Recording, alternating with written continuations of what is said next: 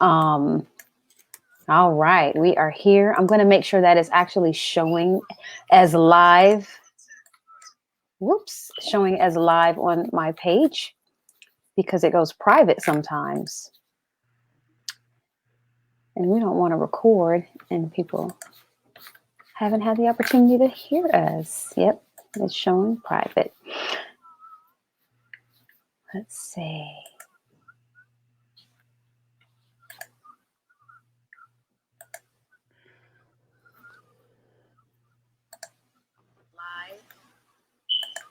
All right, we are here. We are live. Thank you, Rosalind, for joining tonight. How are you? Oh, I'm doing really well. Thank you for the opportunity, Tawana. I You appreciate it. You are so welcome. I'm excited to have you here because we've had multiple conversations and I know how passionate you are about this topic. So before we get into it, I definitely want to ask you the only scripted question that I have for the show. And then, of course, I want you to introduce yourself and we are going to have conversation from there. So, Rosalind, when you hear the word transcend, what comes to mind? I think transcend, when I think of the word, I think about catapulting myself, probably through transformation, to a place where I'm experiencing myself on new levels and my talents on new levels. In fact, there might be levels that I once thought impossible. So it is to transcend means to go beyond what is current. And go into the what is, I believe, unlimited space. Man, that is so good. That is so good. You see my little one, she's got her beanie and headphones on. I really like that because when you talk about going beyond what's current, right? How often do we as people, right? We're not omitted from this life that we live, but how often do we look at what's in front of us and can get overwhelmed or can allow ourselves to get stuck or can allow ourselves to not see all the possibilities that maybe we once seen before the disappointment took place. So to hear your definition of transcend is absolutely empowering and is like, that is exactly why we are on tonight to have this conversation. It all makes sense. So let us know who you are and what you want to share about you before we dive in. Well, I am a leadership coach. You know what I've been calling myself lately? A visionary architect. Visionary architect. Okay. So I am helping people build their dreams. And the things that get in the way of building their dreams are the things that we transform. Because those are stumbling blocks that need to be removed. And so how did I get into leadership? How did you? I love telling this story. 30 years of teaching. And in 30 years of teaching with Inglewood Unified School District, it was obvious after some time of being embroiled in scandals and seeing ourselves in the newspaper, the offenses upon offenses that occurred within Inglewood, and how it affected the parents, the school community, the students. I think I wanted to understand what did good leadership look like. And I decided to get into John Maxwell's program. He made it quite affordable. And it was an intense program, 6 month program that literally had me do a 360. What I understood about leadership, now I was beginning in my last years as a teacher with Inglewood.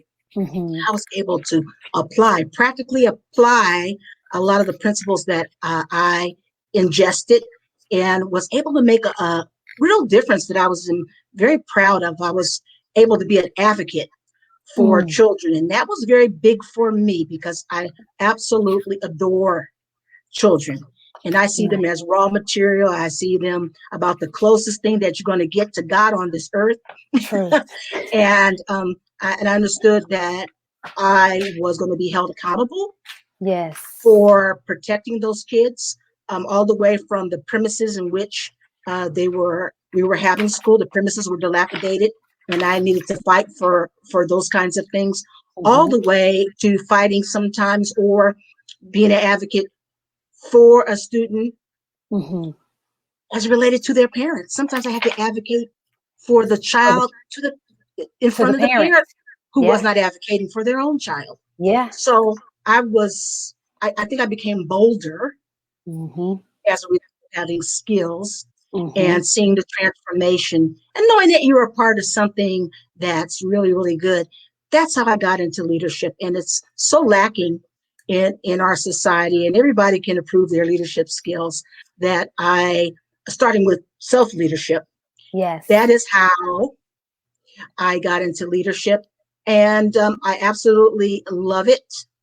When I'm not doing this, working with clients and myself in regards to leadership, I am absolutely in love with my grandson, Yes. Yes, you Etienne, are. Etienne, who is about 1.5 years old. You'll find me over there a lot at my son's house, rollicking and playing on the floor with him. Yes. Rightfully so. Rightfully so.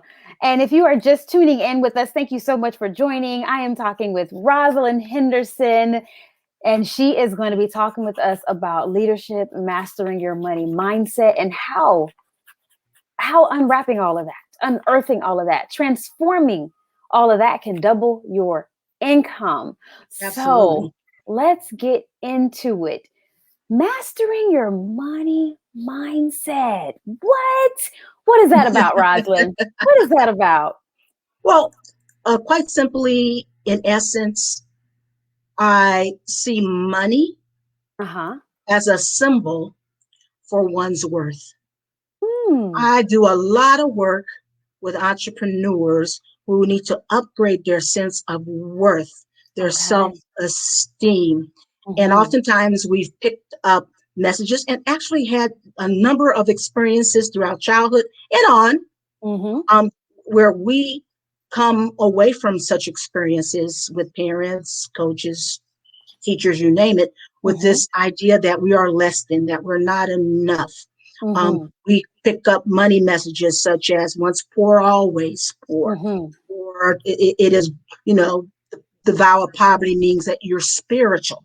Yeah. Wealthy people are not to be trusted.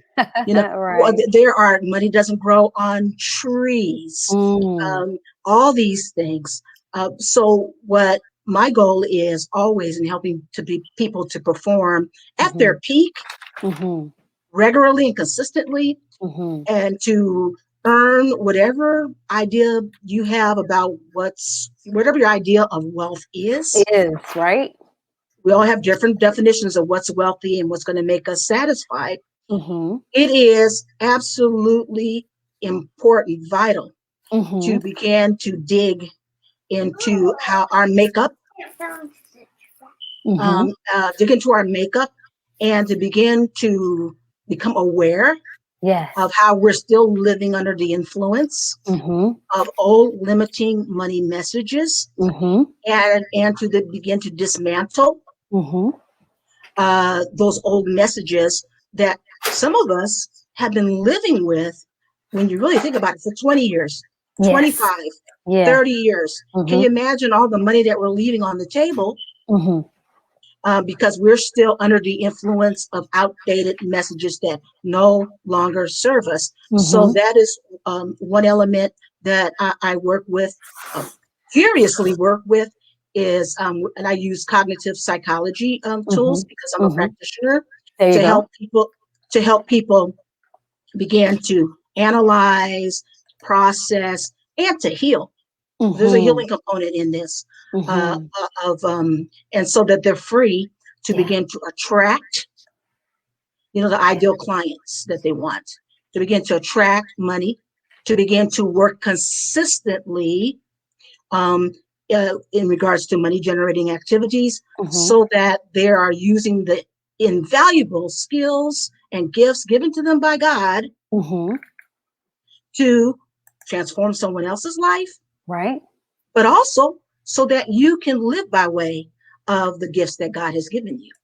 I love that. And I want to ask, we had a couple people join us again. If you are just watching, we're with Rosalind Henderson tonight, and we're talking mastering your money mindset. And she just shared with us not only her experience, not only what she's a practitioner of, but how it is the mindset, how it is our prior beliefs, if you will, that may be causing us to leave money on the table in our present state of being. And so Rosalind said something that I thought was super significant. And she said, money is a symbol. So those of you who are watching, whether you're watching live, and go ahead and hashtag Live Squad so we can acknowledge you. If you're watching on the replay, hashtag replay so we can acknowledge you then.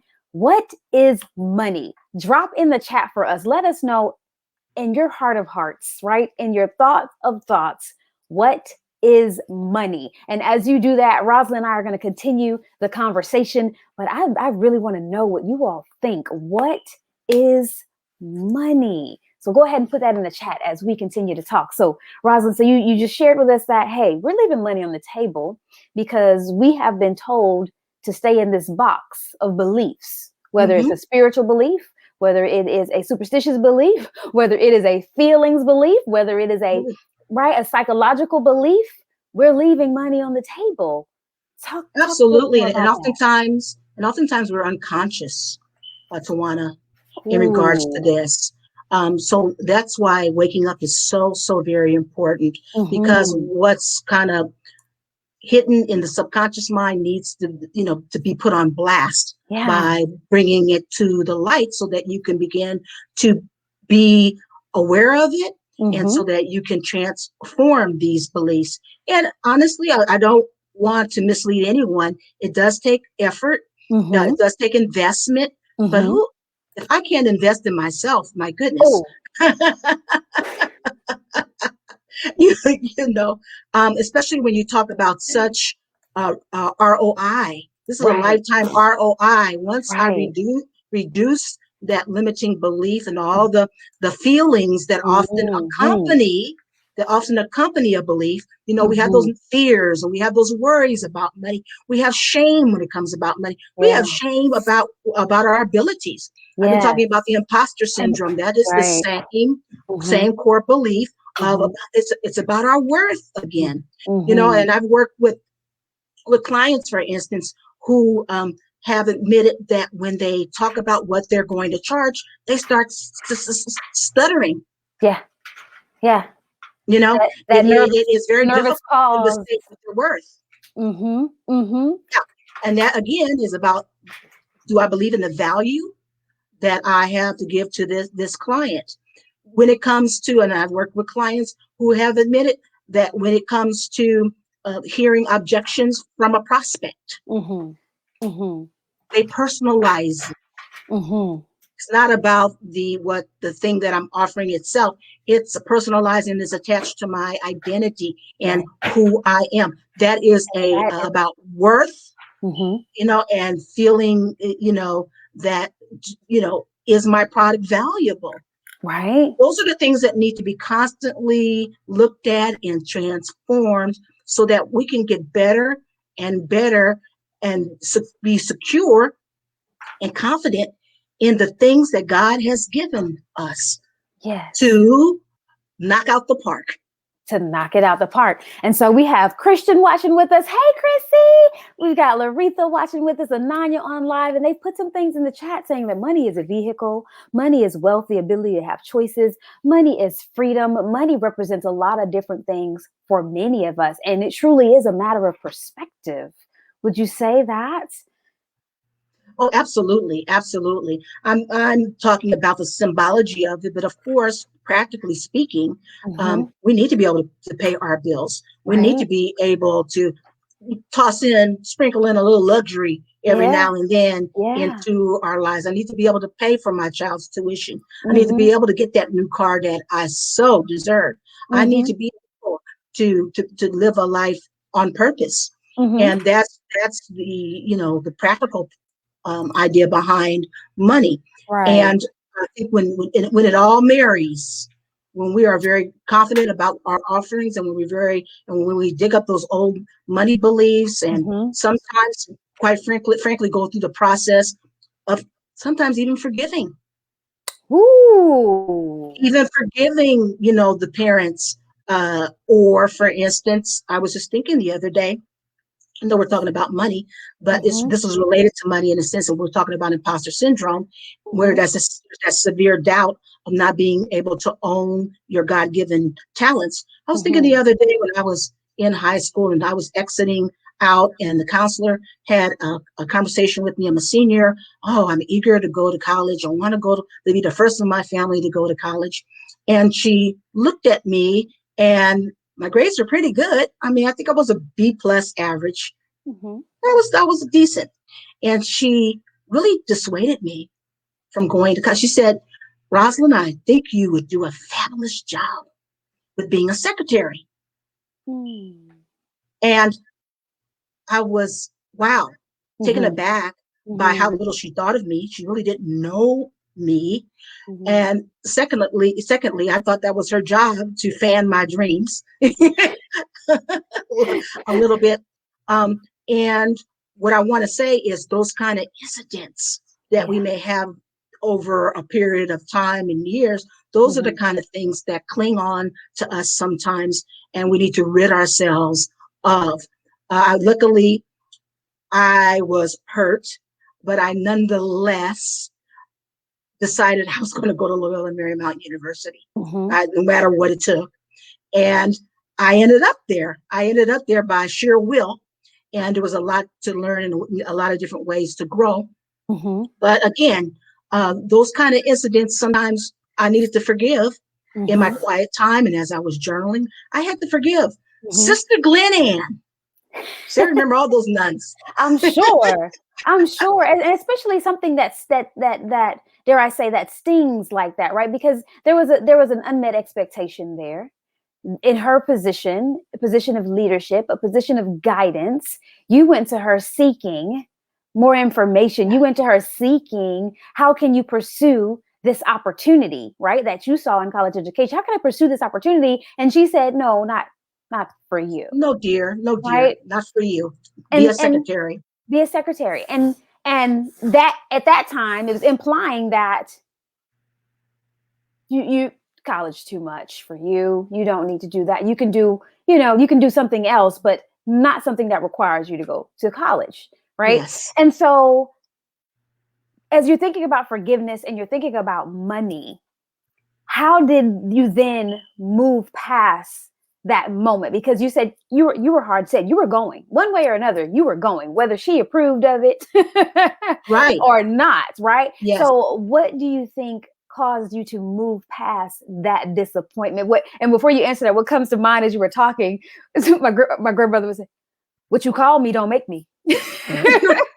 Right? It's like what you call me don't make me. She's born and raised Mississippi and then became a city girl in her 20s, right? But she's like, what you Yes. call me don't make me. And like you Yes. said, how sometimes we think about money and when we're going for, particularly in business and in entrepreneurship, right? We're going for money, we're going for the sale. And then when someone tells us no, some people take it personal. And Absolutely. you and I, we share some of the same beliefs and some of the similar backgrounds and are learning from some of the same teaching. And we're like, no is next opportunity. It's an acronym, people. It's not about me. Absolutely. NO means next opportunity. So when you were thinking about going beyond that moment of her saying, no, not you, Rosalind. College, I hear you, honey. But no, not you. You're going to do something that doesn't require an education because that's not for you. Right. What promoted you past that disappointment? I think that sometimes someone's passion Mm. wasn't just my passion. It was my mom's passion also. My mother, I was the only daughter. Mm-hmm. And I'm not even sure I was fully ready for college. Uh-huh. But that's the talk in the household. You're going, you're going, Mm-hmm. you're going. Mm-hmm. And so I think it was the support of my mother believing in me Mm-hmm. and putting her mouth, she walked the walk. She took Mm-hmm. on another job Mm-hmm. so that she could help pay for the tuition for me Mm-hmm. to go to Loyola Marymount University. That's Mm-hmm. belief. That is That's belief. belief. Yeah, it is. And I didn't understand it at the time, but Mm-hmm. it took me some years after I got out of my 20s to Mm-hmm. understand that what she was telling me, she didn't say it directly, Mm-hmm. but she said, Rosalind, what I want above all is for you to have opportunities Mhm. beyond just getting married and having 4 kids, which is a wonderful thing. Mhm. So, but I want to give you other options as an African American woman. Mhm. That if you want to be a professional, Yeah. I back that. I Yeah. support that. And to be very honest with you, every little achievement, I felt like my mother was going to college with me. Every Yeah. little achievement through those 4 years, she was one of the main ones, clapping and stumping, Mhm. and was there every time I did something like finish the BA, Mhm. got my master's. She Mhm. was my greatest cheerleader. Yeah. And I think that belief Mhm. was what got me over it, is that I so desired, didn't know if Mhm. I was college material at first, Yeah. but I so desired to fulfill my mother's beliefs. And then when I got to college, I wasn't sure, but once I got to college, oh my goodness, my love of learning Mhm. and growing, oh, it Mhm. kicked in, and I'd take a college course any day. I don't Yeah. care until Jesus comes, because I love learning. I love Yeah. learning. I love that. And so what I'm hearing you say that yes, you had your own belief and then the power of people supporting you, right? Yes, Like being feeling empowered, feeling supported through them. And then even more so I also hear not taking with someone who absolutely has no idea who you are, not taking their word to heart and letting them determine what your outcome was going to be, absolutely, right? absolutely, You chose not to own their belief. absolutely. And in that sense, in that circumstance, I was able to do that. Now, when I work with clients, and in some arenas in which I've had to work with myself or get Mhm. help from my coaches, Mhm. there's been different approaches that I've had to take in regards to No limiting money doubt. beliefs. No doubt. But in that circumstance, I was so passionate. I could see beyond what she was saying. I was going to Mhm. give it a try no matter what. But Yeah. oftentimes, you will find that, and this is why I've created a community, Mhm. a work community Mhm. for those who are really, really focused on doubling their income. Because oftentimes, as we're working together and as I'm holding you accountable and all these Mhm. things, we need extra support, extra hand holding. We Mhm. need, extra specialized Mm. tools Mhm. to help us just get to hook in that limiting belief. And people, it's sometimes very important for people, a coach, to be there Yeah. for a person to be able to process. It's hard to process. It's hard to make Mhm. some of these revelations. It's Mhm. hard to begin to, okay, now I need to Mhm. move from that Mhm. and seek a new way of Uh-huh. being. Yeah. It is not necessarily always so one, two, you know, Right. Right. steps are just sequential and easy. So Mhm. this is my work. My work is in working with those who just need, a little extra hand holding. And I also believe in, if I may say, new experiences when Yeah. it comes to money, for instance. Uh-huh. If I have been pinned in by limiting money beliefs, for Mhm. example, then I need to have new experiences when it comes to money. I'll Mhm. give you a little example. Maybe um, there you grew up and money was really, really tight, and you're Mhm. someone who just holds on to every cent, Mhm. and you very, very rarely treat yourself in any way, shape, or form. Mhm.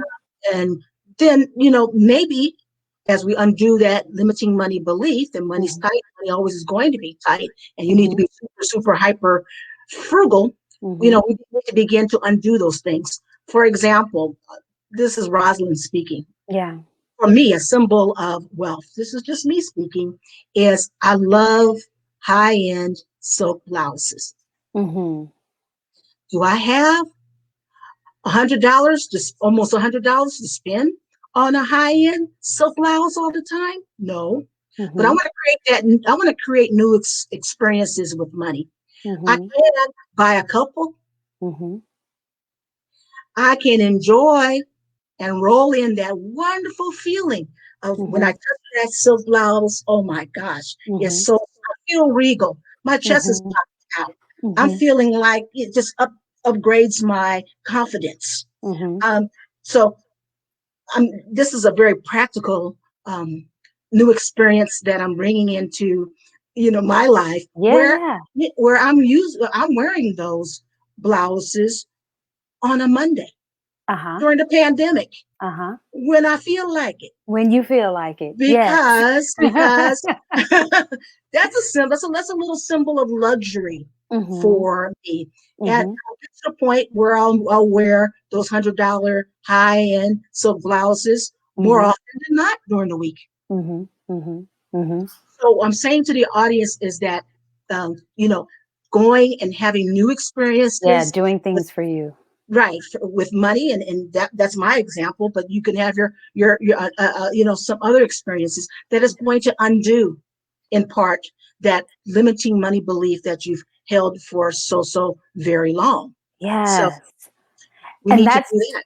absolutely, I hear that, and I remember it reminds me back when my first round of entrepreneurship, I was a handcrafted jewelry designer, and then I Hmm. started curating because there were some things that people asked for. I'm like, it's not enough time in a week to do that, but I can help you find it, right? And I can help you curate your collection for your wedding or whatever the case may be. And so that became a part of the story. But I remember particularly sharing with my mom, and I would say, Mom, just put that on, because I would use check glass beads, and if you know anything about check glass beads, they reflect the light like diamonds. I mean, they are just so ornate, so beautiful. They come in all types of tones and shades, and they're fire polished, so they have that iridescent coating on them. So a bead might be green, but then you turn this way and it's teal, and you turn this way and you see a little bit of gold. And she would be like, "No, it's for dressy," and I'm like, "No, ma'am, you put that on with your t-shirt and jeans and you keep it moving because you feel like it. If you feel like wearing it today, that's Yes. what you do." And that's like what lipstick is for me, right? I going nowhere right now. I am right here. Right? I'm going to wear my lipstick. If people ask me, if you get stranded on the island, what do you need to have? A popping lip gloss and something to start a fire with. Those two things, everything else I'll figure out. I will figure it out. But I got to have I, something on my lips, and I got I to be able love to set something on fire, right? And so, look, my mom said, yep, I still have those bracelet and earrings. But so figuring out what that is for you and doing that thing for you that makes absolutely. you feel better, and that makes you step outside of that limitation of what maybe somebody said or somebody called you or somebody implied to you, doing the opposite of that thing, right? And I always like to add, by any moral means necessary, doing the Absolutely. opposite of that thing can absolutely crack a limiting belief. Oh yes, I think it's a quite a big support to be able. We're supporting ourselves and our vision. Maybe we're not Mm-hmm. hitting our income goals quite yet, Mm-hmm. but when we hit our income goals, oh my goodness, I'm starting looking at those Teslas. Well, but you know what I can do now though? Mm-hmm. I'm not quite ready to buy a Tesla, but All I can right. go to the dealership. I can go to the delership and sit in every one of And those sit in Teslas, one. ask 1,000 questions about every one of those Teslas, ask Right. him about the payment plans. Uh-huh. I can do everything short of buying the You Tesla. said be informed. To be informed, and it does something to, again, I'm talking about new That's experiences that we right. need to give ourselves. Uh-huh. Now, is it a motivator for me to hit my income goals? If I really want a Tesla, it Uh-huh. helps a lot. Mm-hmm. So I believe in tasting a little bit of luxury It in the becomes more real. present until you can get there. Yeah, it becomes more real for you. It It becomes becomes more real. absolutely, Absolutely. absolutely. So as we're talking through ways of mastering that money mindset, what is another way? So we've talked about forgiving, right, and how that affects your money. We talked Yes, about beliefs and how that affects your money. We've even talked about the limiting thoughts that you may have, and the things you have not afforded yourself the opportunity to do. So crafting new experiences new and experience. how that will affect your money. What is something else that you will Um, share? my last little tip for today is money mentors. Money mentors. Talking about having new experiences. So, for instance, and I do have balls to some degree. Mm-hmm. We'll say that. But there are people around us, I am sure, who is making the amount we'd like to see ourselves make. Mm-hmm. Or if not, Rosalind has actually gone on to LinkedIn and Mm-hmm. formed relationships Mm-hmm. with people. And I'm Yeah. thinking about this one gentleman, Ken Brown, Mm-hmm. who is an African-American millionaire Mm-hmm. who has owned 2 McDonald's. Uh-huh. Don't ask me why. I just decided after reading one of his articles Mm-hmm. just to talk to him cold. Yeah. I emailed him cold. Mm-hmm. And I talked to him about, from the heart. And I asked him to, number one, to be interviewed. Mm-hmm. And secondly, to help me, Mm-hmm. give me some tips on how to think like a millionaire. Uh-huh. Uh-huh. So what I'm saying is that you're going to begin to see what thoughts are on the minds of millionaires, what Mm-hmm. habits they have, Yeah. what changes we need to make Yep. in order to think more like that person. You know, and I appreciate the time that he gave me. He's a Yeah. very busy man. Because time is money. His time is money. He sold his McDonald's, and Mm-hmm. he's now a wealth coach, 6-figure, I don't know, wealth coach. Mm-hmm. And it was very enlightening for me. Mm-hmm. So I am saying to the audience is that that's just one person, but Right. to ask, you can even say, look, Mr. Millionaire, Mm-hmm. can you just spend 15 minutes with me? Uh-huh. Uh-huh. Back in the day, or well, I won't say back in the day, it will happen after COVID lifts that we can even have that a lunch. You could even say, look, Yeah. I'll take you to lunch. Mm-hmm. I just want to understand Mm-hmm. better how to change my mindset. You'd be surprised. People Mm-hmm. are very busy, Yeah. but people also are very, very generous. Absolutely. Absolutely. They sure are. I And mean, I'll toot a horn for you right quick. I mean, you just had Seth Golden yes, interview in your Facebook group with you, right? and I Seth just Golden. emailed him and I told him the truth.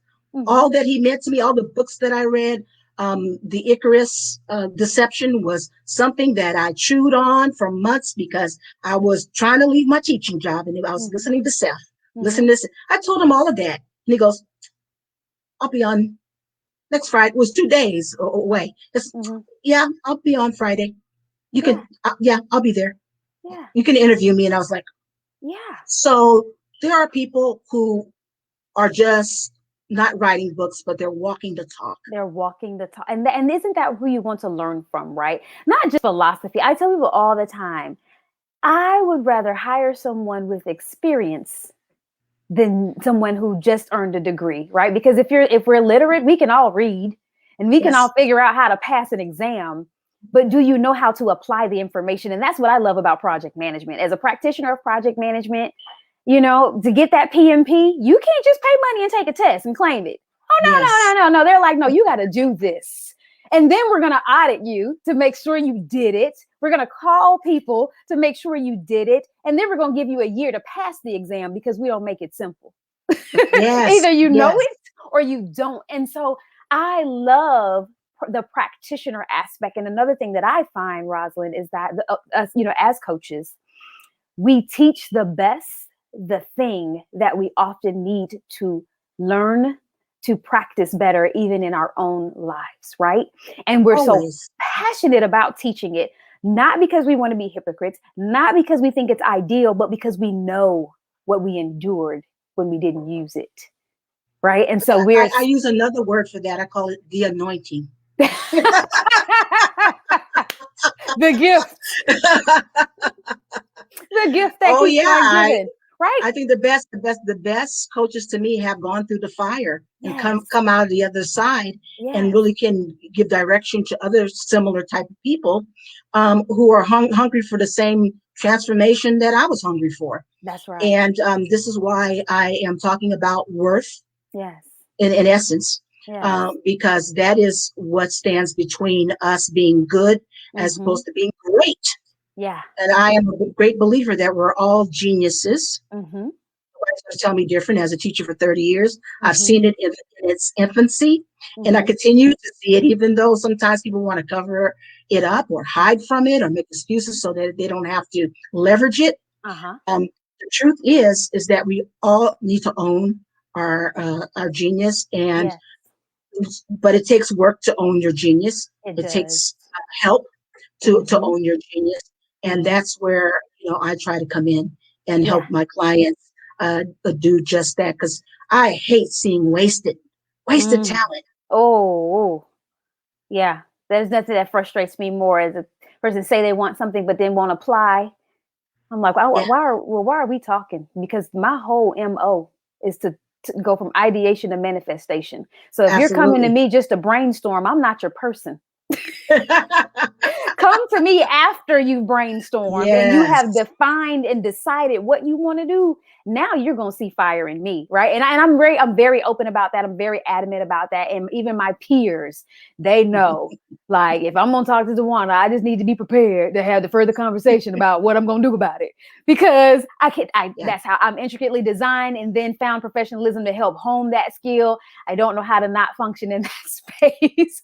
I think we're quite alike that way. In the final analysis, as I understand it, when I get up to the heavenlies, basically it's not going to be, well, let me tell you, Lord, why I didn't use my talents. You see, fearful, I had self Right, doubt, and because right. that's not going to cut it when you have people out there so in need of what we have. So in need, so in need. And I like the way that you help with people and you deal with people, not just the professional, you deal with the person. And Yes, we share that, right? When the person is well, the professional can show up and thrive, right? And when the absolutely. professional is thriving, the person can show up and thrive. Whenever we isolate those things, whether you are in a corporate setting or an entrepreneurial setting, when you separate your financial capital from your human capital, and you separate your professional person from your personal person, you have already sunk. You Absolutely. have You already you sunk. you hit the nail on the head. It's Yeah, it's too I can, again, building the skills, being the yeah, expert, being the very best I can is the one yeah, aspect of being an entrepreneur, which we hear a lot about that. But yeah. on the other hand, personal development is absolutely not something that would be nice. It's Hmm. absolutely crucial, Critical. Yes. because I can render my talents useless Hmm. if I'm or I'm bound up in some way. Absolutely. So it was the marrying of the two that Hmm. makes us badasses.